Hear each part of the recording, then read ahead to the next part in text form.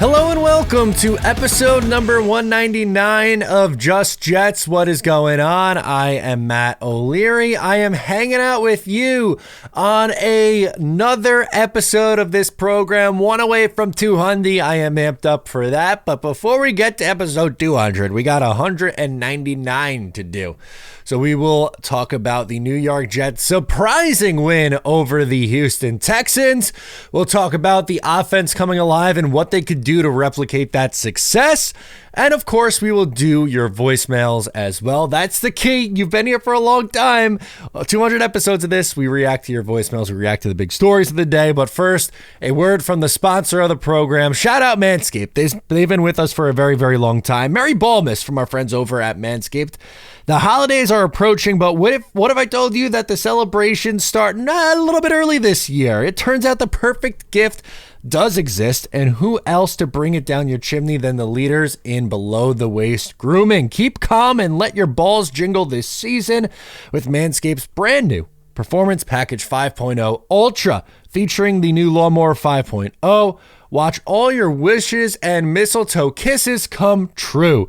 Look nice when you're going naughty by going to manscaped.com. Use my promo code JETS20. Tell them Matt O'Leary sent you. Use my code JETS20.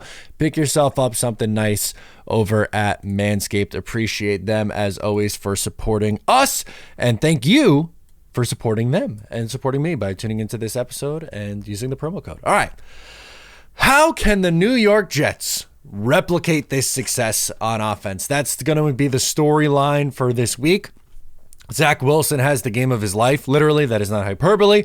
Zach Wilson had his best game as a pro on Sunday against the Houston Texans. Shout out Zach Wilson. I'm very happy that he went out there and performed that way.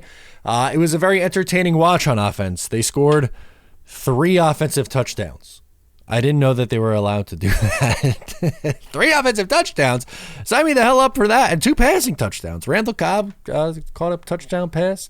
Breece Hall caught a touchdown pass. I was hoping the last thing that I wanted to see.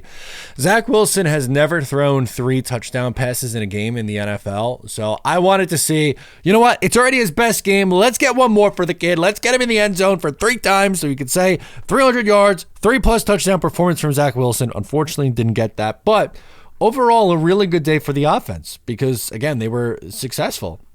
And now the story is, how do they do it again? Because that is the key. You went from scoring 13 or less points 6 games in a row to now you were, scoring at will in the second half. No score first half, 30 points second half. How about that? Just how they scripted it, just how they wanted it to go. But I think the key is that the Jets were more aggressive on early downs. How about that, Nathaniel Hackett and the New York Jets? Throw the ball on first down. Don't always go run, pass. You can throw the ball on first down. There was even a point where they had 10 consecutive pass plays. The Jets, Nathaniel Hackett with 10 consecutive pass plays. How about that? But Wilson threw the ball 36 times. It's not like he was going out there throwing it 50 times. I know some probably would advocate for it, but I think 35 around 35 to 40 is a good number. When you're getting over 40, I'm a little concerned with that, but they took some shots down the field also, and that's where the let it rip mindset should have been all along, right? Like, they were so scared to make a mistake, whether it's Zach Wilson, Nathaniel Hackett, Robert Saleh, Tim Boyle, Trevor Siemian, all of them. It's not just one person that's an issue or that's at fault here with the Jets' struggles and the Jets' lack of aggressiveness. They all play a role in it, but Zach's willingness to take shots down the field opened up the run game, which that's what you want, right? You want the New York Jets to run the football. You have Breece Hall, and I know he's been struggling on the ground, but he had a hell of a day as a pass catcher. He averaged over 4 yards attempt, which is trending in the right direction from where, he was for a little bit, but how about continue to just be aggressive on early downs and keep with that effort mentality? Because unfortunately, we saw the last time Zach Wilson had a game anywhere close to this was his performance against Kansas City. In primetime, Sunday Night Football, they almost win. Then the next week against the, who was it then? The Denver Broncos, he came out And he was okay in that game, but it wasn't the same level of play that they had in the previous one. He went for 245 and 2 touchdowns. The next week against Denver, 19 of 26, 73.1 completion percentage, 199 yards, no touchdowns and a pick. And the pick was a really nice play by Pat Surtain. Like I did, and I still will continue to say, I don't really blame Zach Wilson for that interception, trying to make a play in that spot and throwing it up to Garrett Wilson in single coverage. Patrick Surtain is at worst the second best corner in football. I think it's Sauce 1, Pat Surtain 2, but if someone put Surtain 2, I wouldn't, or 1 rather, I think there's an argument for it, and I wouldn't be crazy upset about it. But that went away, the 39 passing attempts, and then it went to 73% completion, 199 yards against Philly, 57.6 completion, 186 yards, no touchdowns, no picks. Giants, 240 yards and a touchdown, 47.2 completion percentage.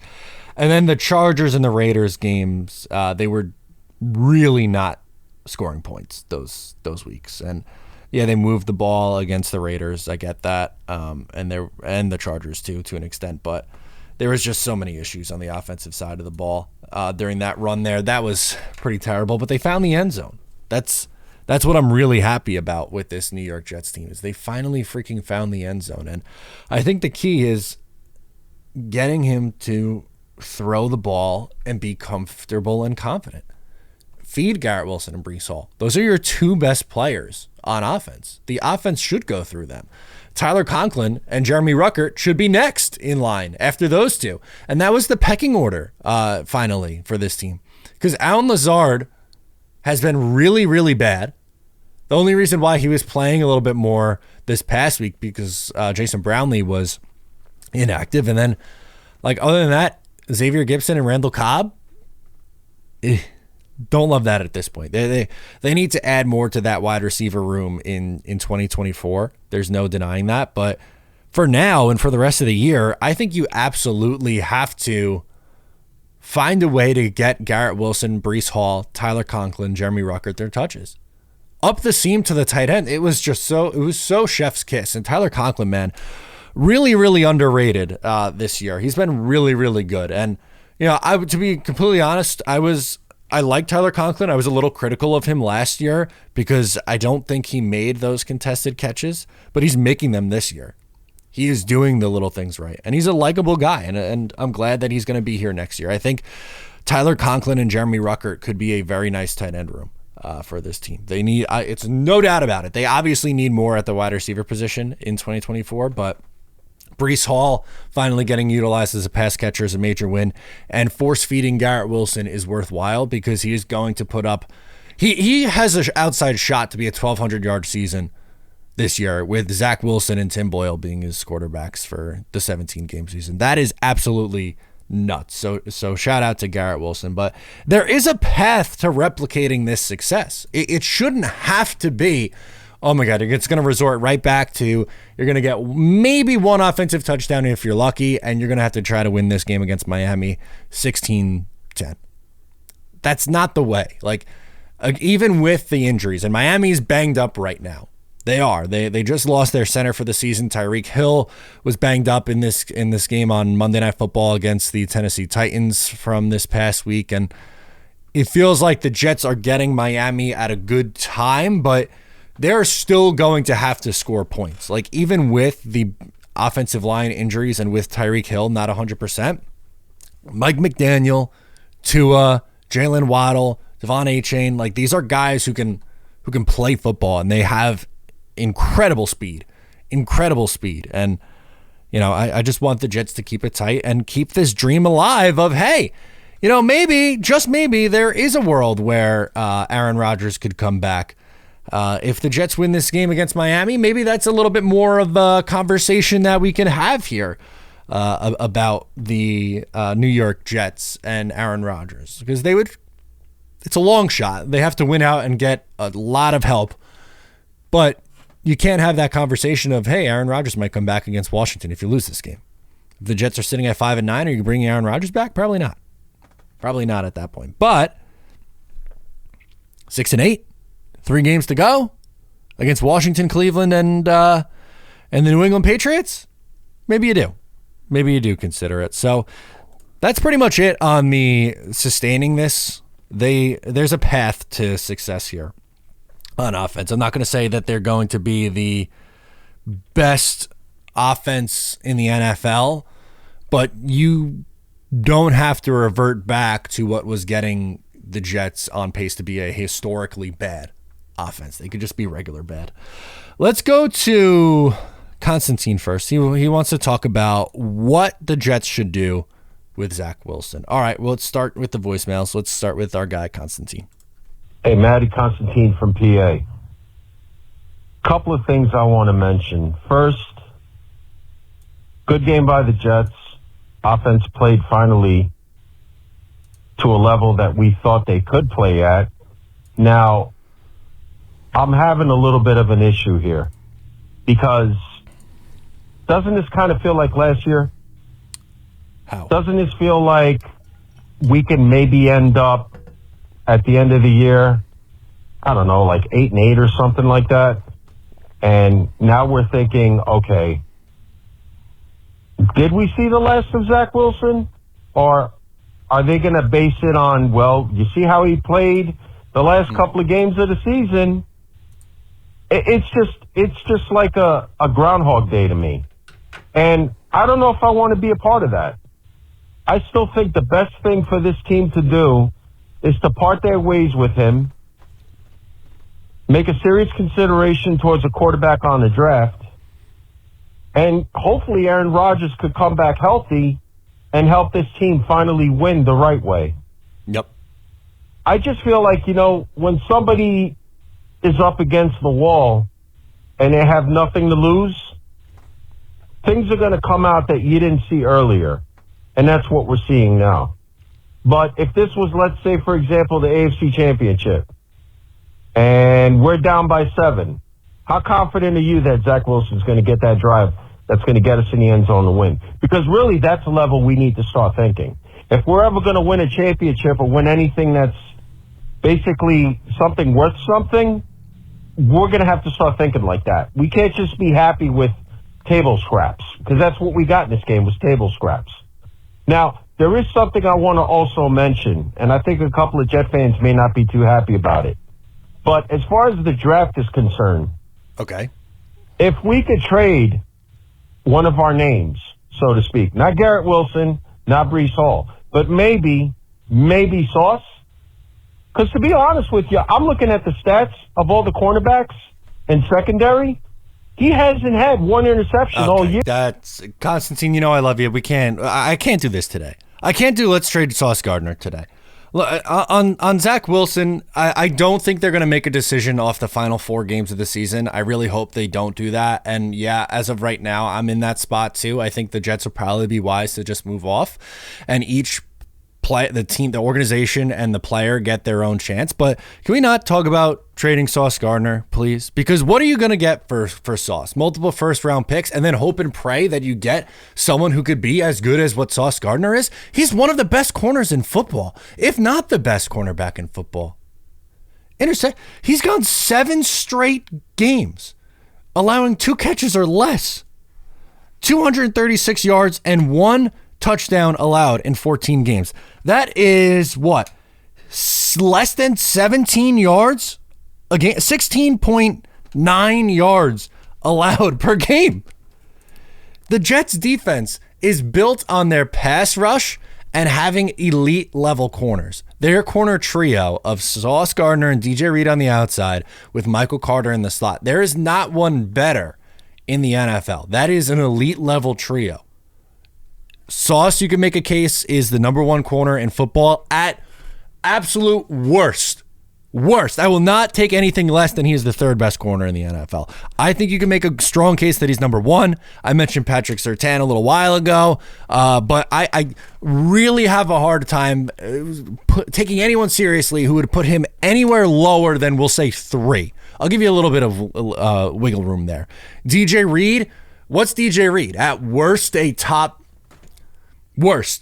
15. I would say he's closer to being a top 10 corner in the NFL, but let's say at worst, top 15. And Michael Carter is arguably the best slot corner in football. And that's honestly taking Jets bias out of it. I try my absolute hardest when I do this to take the Jet fan hat off and just look at this honestly. And I think if you guys have watched me for a while, you know that I'm not someone who's just going to go up here and, bang the Jets drum and say that, oh, everything's great, for the Jets and that, they have the best players at every position and not be critical of this team. I think I have been critical of this team, but to say the Jets have the best cornerback trio in the sport, I don't think is a stretch. I think that is very, very fair. And if you want the Jets to be competitive, which is what they're going to want to be, you need Sauce Gardner for that.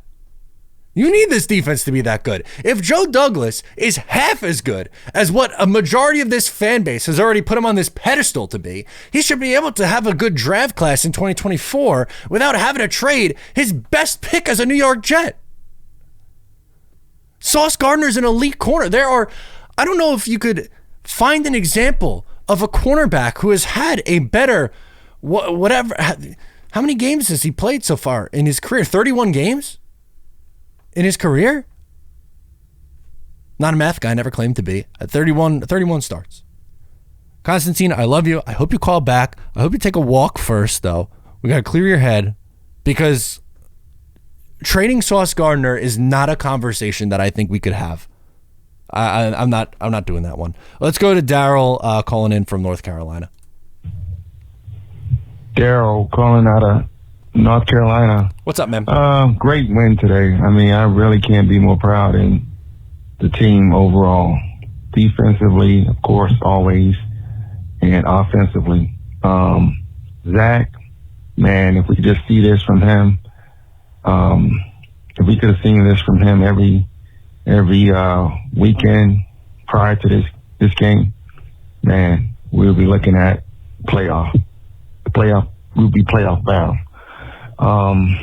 But now, I'm hearing a lot people talking about whether or not he can sustain and possibly do this the rest of the remaining of the season. It will look good for him if he can. Of course. And, right now we really don't have a lot going on as far as a second or third option, except him being the second option. But if he can continue this, possibly he can be retained as a football player for the Jets if he can do this the rest of the season. We can't determine that by one game and maybe even 2 games.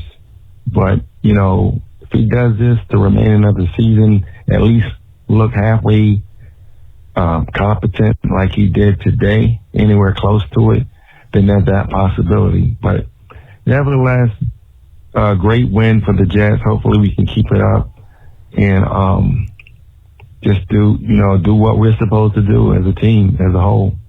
But another great win. Go Jets. Take care. Appreciate it. Thank you. Yeah, I mean, it was exciting to see a win. I know that the Tank crowd they had their panties in a bunch. They were all upset that the Jets won a game. And here we go! Meaningless December wins!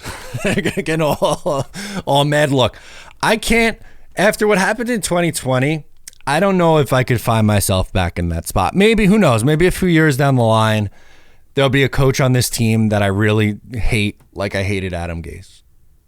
And I didn't hate Sam Darnold. I felt bad for Sam Darnold, but like a new coach was coming in here. They were a horrendous team that needed to be overhauled. Like that 2020 and 2023 is completely different when looking at should you be rooting for the Tank? The Jets core is here. The Jets didn't have a core in 2020. There was no core in 2020. They were barren.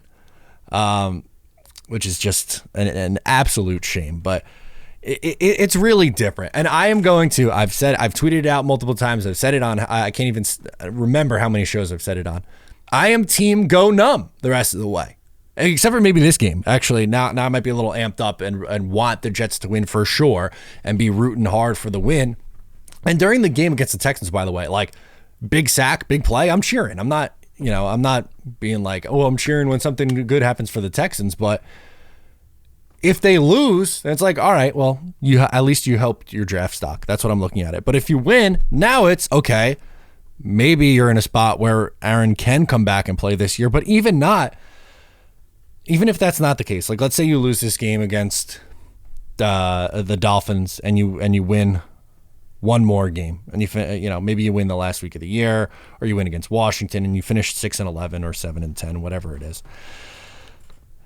You could say, all right, this core, a lot of this core is here. This staff and regime was coming back anyway. Would it really behoove the Jets to follow up their 6-game losing streak to end a season last year with a 10-game losing streak?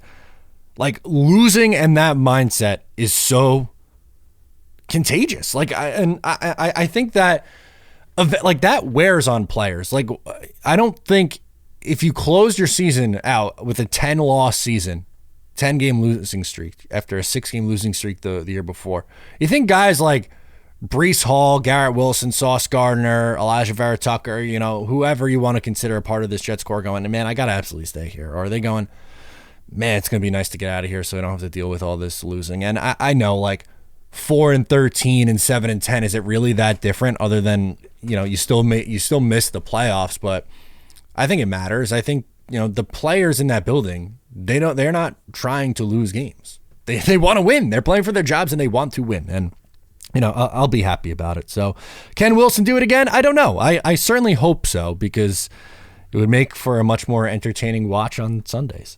Jacob from Jersey's up next. He wants to know, why did it take so long? I wish I knew.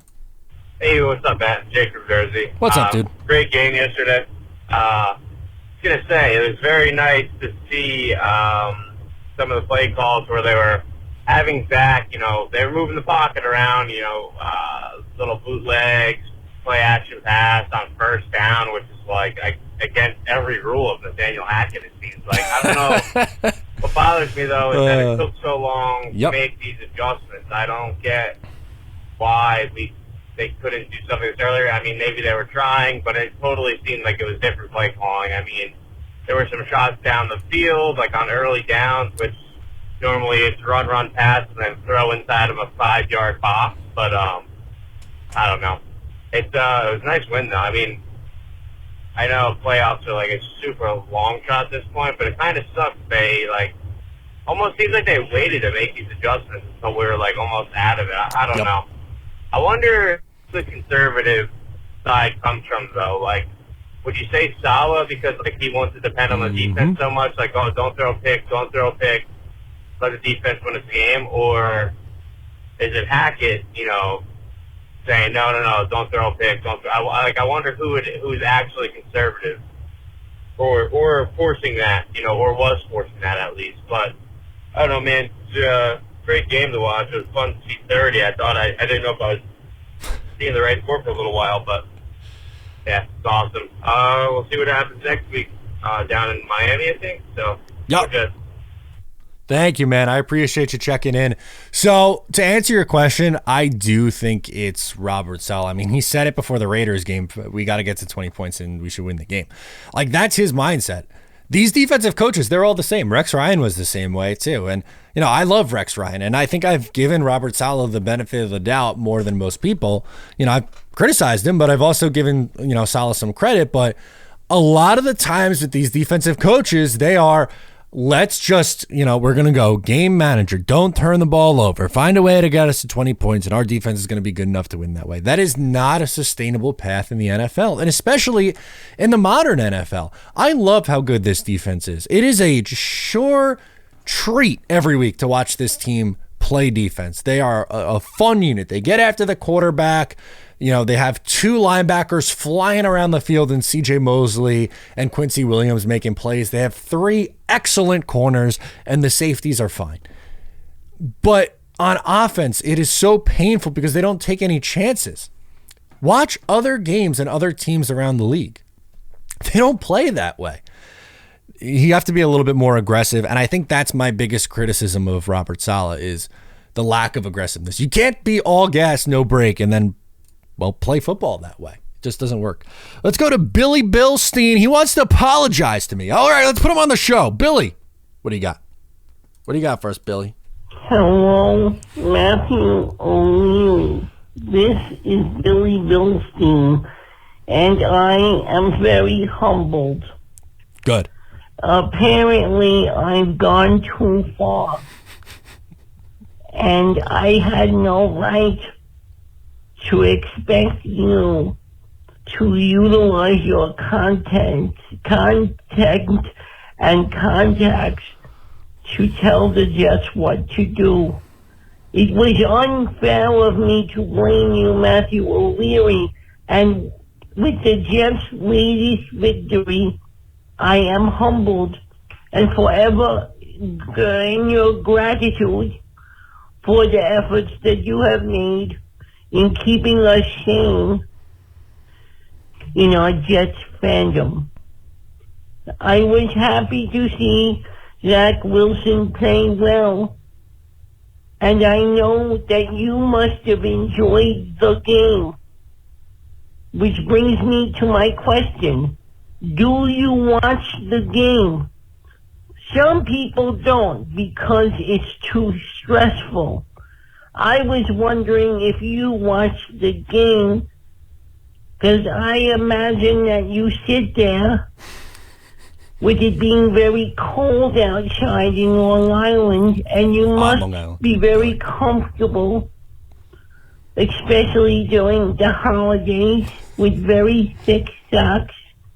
The thickest. Watching the game, and it's sipping maybe cider, maybe eggnog.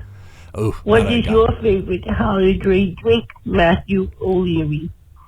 And now I will go drink my tea. Billy Bilstein, a legend if there ever was one. One, I humbly accept your apology. You're a good man. I appreciate you. Number two, let's do some holiday drink talk. I'm not a big eggnog guy. I know that's kind of a hot take. I don't like hot cider. I like alcoholic cider, like Angry Orchard, or for my Irish people, Magners. Oh, Magners Irish cider. Now that hits different. If you know, you know. But I'm a whiskey guy, so I like that. Bourbon is a warm drink, even though, I mean, it's not like hot, but a hot cocoa, a coffee. I'm not really a huge tea drinker, but I'll do a hot coffee or a hot toddy, even if we want to get real nuts. Those are some good options. Travis from Ohio's up next. Travis, what do you got? Hey, Matt. What's up, dude? Travis from Ohio. Congratulations on your sauce, Mark Gastineau, number 199 episode. Thank you, man. Can't wait for 200. It's a massive milestone for a massive man. That is you. Thanks, man. And I'm glad my little talk with Mrs. Wilson got to fire up Zach. And guess what? We have tanked for 20 years. So I don't want to hear this bullshit about, oh, it ruined our draft status, whatever. Who cares? I would rather experience the joy of beating another team down, being a true Jets fan, than wishing for a draft pick that most of them haven't come through in the last 20 years. We've had a recent run, but I mean, Jesus, the years we sucked, we still didn't draft well, and you never know who's going to pan out and who's not. That's right. So winning builds a culture, and losing doesn't.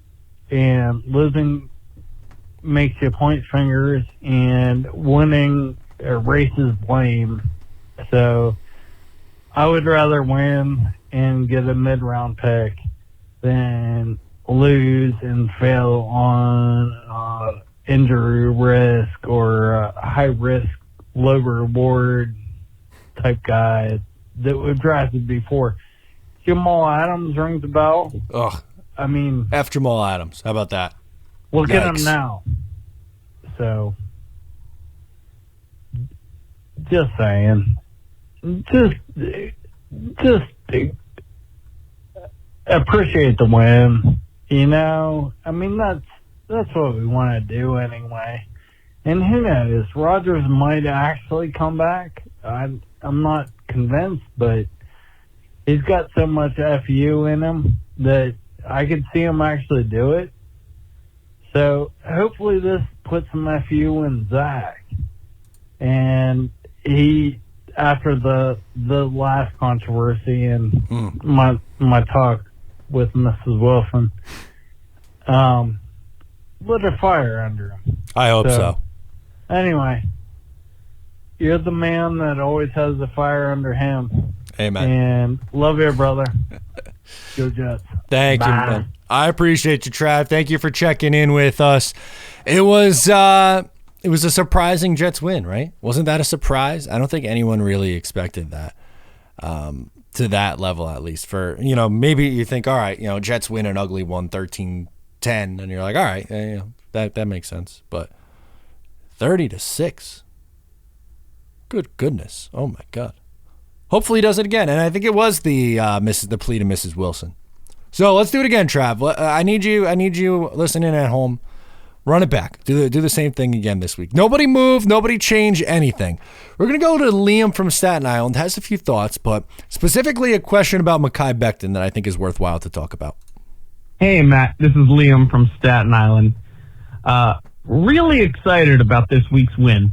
I know there were a lot of fans out there that were hoping, we'd lose and secure a number 2 overall draft pick. And I could not escape that mentality of this team just needs to lose the year out. I feel like there is a lot to learn from wins. If this team can win games, there's a lot to learn from that and get better for next season. Obviously, things will be incredibly different. And the first thing I want to say is, coaching-wise, nothing will be different. Hackett will be the OC, and Saleh will be the head coach. Yes. Barring a master class of stupidity, that is our coaching staff going forward next year. So you need to find out what linemen, what wide receivers, what quarterback, who you're going to go with. Now, my issue comes with Zach Wilson. Now, I feel like he played fantastic. It was one of the best games, if not the best game of his entire career. Agreed. Barring one fumble, he was pretty much perfect throughout the night, especially the second half. But what do you do with a quarterback like that where you know that his, 50-year option is coming up and you've got Aaron Rodgers on the horizon for next year? I'd like to know what your opinion is on that whole fiasco, because Aaron isn't a 10-year. You don't have him for the next decade.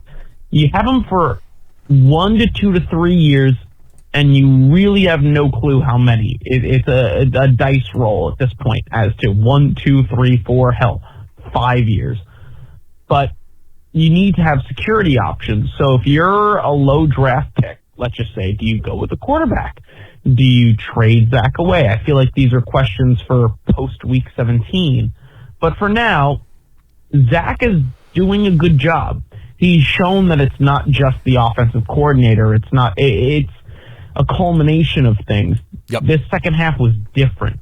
It was a completely different second half. And so I'd like to get your perspective on that. Becton was terrible. I'd like to know how you feel about his future as a New York Jet. I don't think he has one.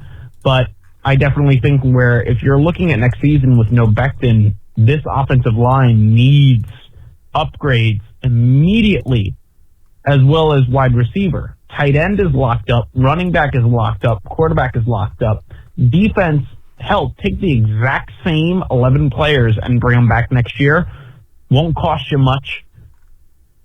I just feel like if you're the New York Jets, you need to bring back the defense, and you need to re-bolster this defense. Oh, he got cut. He got cut off at the end. But quickly on Zach Wilson, because we've done a lot of Zach Wilson discussion, but I like the Mekhi Becton point because I think that's going to be a really big conversation piece this offseason. But as for Zach Wilson, it's something that I would like to see him replicate first. If he goes out there and plays like he did over the next 4 games and it has a final 5 games with monster numbers, maybe we have a conversation about him staying. I'm not at that point yet. I think if you ask me today, I am still thinking that the Jets move on. They get a real number 2 quarterback in here, a veteran backup, and draft someone, not necessarily in the first round, but at some point in the NFL draft to really redshirt and sit behind those 2 guys. As for Mekhi Becton, like I said, this is a conversation I want to get into. And it's not so black and white. I think there's a gray area here because on the side to bring him back, the Jets would then have to, if you let him walk, you essentially have to find 2 new tackles or 2 new starters on the offensive line. Because you either have Elijah Vera Tucker at right guard or you have him at right tackle. And then if you put him at tackle, then it's okay. You need to find a starting guard and a starting tackle. And if you let Becton walk and you definitely want AVT at guard, then you got to find two new starting tackles, which is easier said than done. There are concerns that I have about Mekhi Becton. I don't want to franchise tag him. It is an astronomical number on a 1-year deal. Don't want to do that. I don't really feel comfortable giving him, I don't know, what do you think you get on the open market on a bridge deal?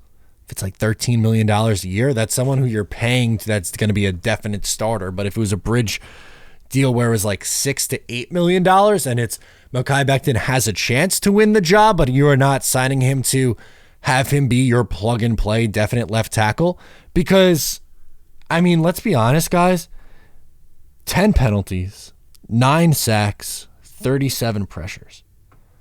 I'm glad that he has stayed healthy this year for the most part. He's missed the 1 game, and I think it's been a really nice story for him getting back out there and being, a starting left tackle. And right now, I would say he's been slightly, I wouldn't say he's horrible, like he is an abysmal left tackle. That is too far. But he's been below average. He's been a below average starter this year for the Jets, which is, again, unfortunate. I like Mekhi Becton. He is an easy person to root for. I love his personality. He's, the big, gentle giant, soft-spoken guy, but on the field, the play is nasty.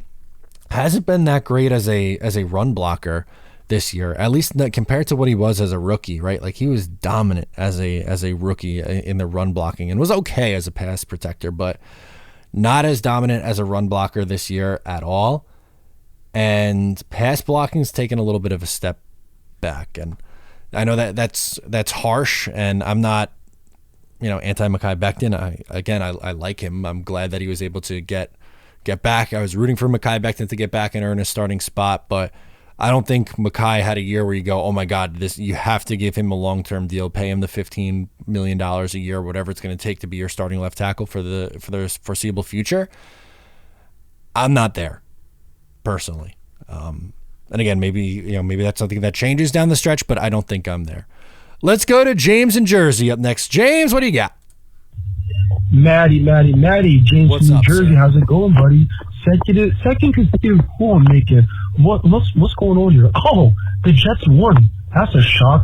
So far, I haven't heard your profanity box on the Fiverr, so I guess we're on a good pace. We're doing it. Listen, man, unfortunately, I'm riding that high in that wave. There might be a chance we can upset the Dolphins, especially if they lost to a 4-8 Tennessee Titans. If they lose to a 4-8 Tennessee Titans, there's a good chance we can probably beat the Dolphins. I didn't see the whole game last night, but I saw Tyreek Hill got banged up. Some of Miami's players got banged up. So I think this might be a game we could at least go toe-to-toe with them if we have competent offensive scheme and competent quarterback play by Zach Wilson. So we'll see how it goes. But I'm optimistic, man. That game against the Texans was amazing. It kept my hopes up, especially while I was in my on my bed being sick and stuff. So good to get a Jets win. And it must have been topsy-turvy if the Eagles lose and the Chiefs lose to offside penalty on Kadarius Toney, man. That's sad. But, Ed, good day in Jets land. Let's keep that consistency rolling, and let's go Jets. Talk to you soon, man. Bye-bye.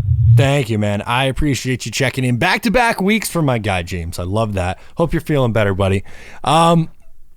They need to have a repeat performance offensively to win this game. Tyreek Hill, we talked about it. He's banged up. They lost their center for the season. Jets defensive line should, in theory, have a good day. The defense, that is, kept them in the first half against Miami the first time they played. It was 10-6 before the Hail Mary, which was just an absolute joke. And then the second half, things kind of got off the rails. I'm not really killing the Jets defense for that Buffalo and Miami performance when how bad the offense was.